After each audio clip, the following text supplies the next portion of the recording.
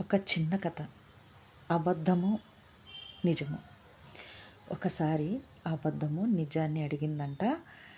నీళ్ళు చాలా చల్లగా, ఫ్రెష్‌గా ఉన్నాయి.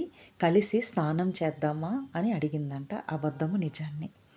ఏంటిది దీనికేమైనా మెంటలా ఏంటి నన్నడుగుతుంది అని నిజం అనిందంట. ఆహ్, నాకు నచ్చదు. నేను స్నానం చేయను నీతో కలిసి అని చెప్పిందంట నిజం.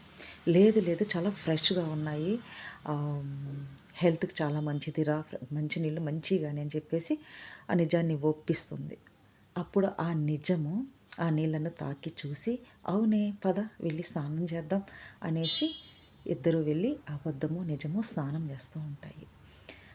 నిజము బట్టలిప్పేసి మొఖానికి సబ్బు రాసుకుంటూ ఉంటుంది.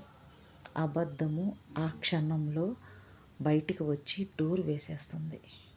నిజము లోపలే ఉంటుంది. ఆ నిజానికి తాలూకా బట్టలని అబద్ధం వేసుకొని సమాజంలోకి వస్తుంది. సమాజంలో అందరూ నిజము బట్టలు వేసుకున్న అబద్ధానికి చాలా గౌరవం ఇస్తున్నారు. చూశారు, నమ్మారు. కానీ బాత్రూమ్ లోపలున్న నిజము ఎట్లా బయటికి రావాలో తెలియక సిగ్గుతో లోపలే ఉండిపోయింది.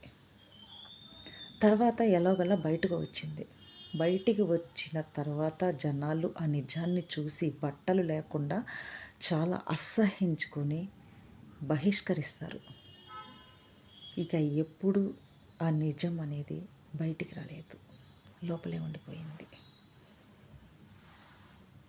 అబద్ధము ఆ నిజం వేసుకున్న నిజం తాలూకా బట్టలు వేసుకొని సమాజంలో దర్జాగా తిరగటం మొదలుపెట్టింది. ఒక చిన్న కథ.